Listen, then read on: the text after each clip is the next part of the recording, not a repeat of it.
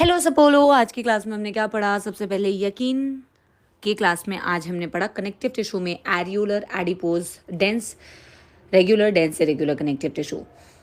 Areolar connective tissue में एक बार अपने नोट्स खोल लो। हमने बेटा डिफरेंट टाइप ऑफ सेल्स बनाए थे।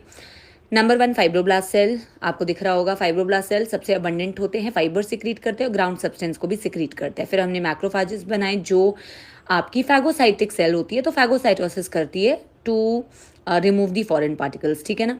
फिर आपने डिफरेंट टाइप ऑफ WBCs बनाए थे, headphone shape, nucleus, eosinophil, multilobe nuclei, neutrophils and plasma B cells जो कि एंटीबॉडी सिक्रीट करती है। इसके अलावा तुमने मास्ट सेल्स बनाए थे जो इन्फ्लेमेटरी रिस्पॉन्सेस में इन्वॉल्व होती है, जैसे कि सिक्रीशन ऑफ डिफरेंट सब्सटेंसेस, जिसमें हिस्टामिन, सेरोटोनिन और हेपारिन ये मास्ट सेल सिक्रीट कर सकती हैं। हेपारिन एक नेचुरल एंटीकोगुलेंट है, हिस्टामिन एक ब्लड वेजल को चौड़ा करने वाला वैजो डायलेटर है, सेरोटोनिन ब्लड वेजल्स को नैरो करने वाला वैजो कॉन्स्ट्रिक्टर है। और ये सारी सेल्स तुमने बेटा एक कनेक्टिव टिश्यू में देखी। इसके अलावा एडिपोसाइट्स भी होती है, but adipocytes fat filled cells adipose connective tissue में सबसे ज़्यादा होती है। दो प्रकार के मेन फाइबर्स होते हैं, कोलाजन और elastic fibres. Collagen fibres bundle में होते हैं, वाइट कलर के होते हैं, कोलाजन प्रोटीन होता है, स्ट्रेंथ के लिए रिस्पॉन्सिबल होते हैं, अनब्रांच होते हैं। इलास्टिक फाइबर्स में इलास्टिन प्रोटीन होता है, इलास्टिसिटी के लिए रिस्पॉन्सिबल होते हैं, सिंगल होते हैं, ब्रांच्ड होते हैं। एक और फाइबर्स होते हैं सपोलो, रेटिकुलर फाइबर्स, जो डेलिकेट होते हैं, फ्लेक्सिबिलिटी के लिए रिस्पॉन्सिबल होते हैं, वो कोलाजन फाइबर्स से ही बनते हैं, ठीक है ना।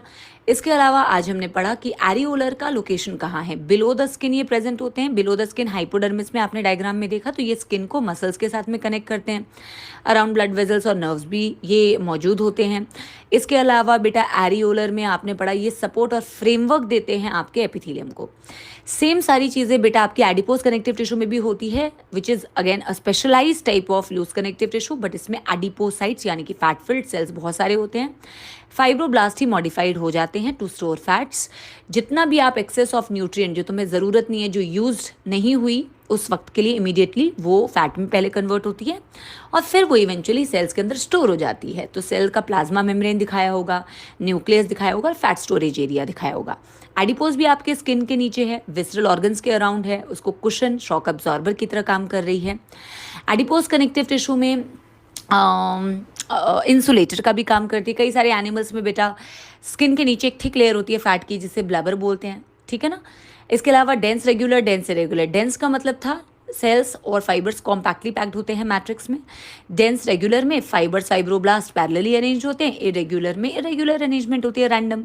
इरेगुलर आपके स्किन में होता है, स्किन में डर्मिस के अंदर, और रेगुलर बेटा टेंडन्स एंड लिगामेंट्स एग्जाम्पल होते हैं। टेंडन्स जो स्केलेटल मसल्स को बोन से कनेक्ट करे और लिगामेंट्स जो बोन को बोन से कनेक्ट करे।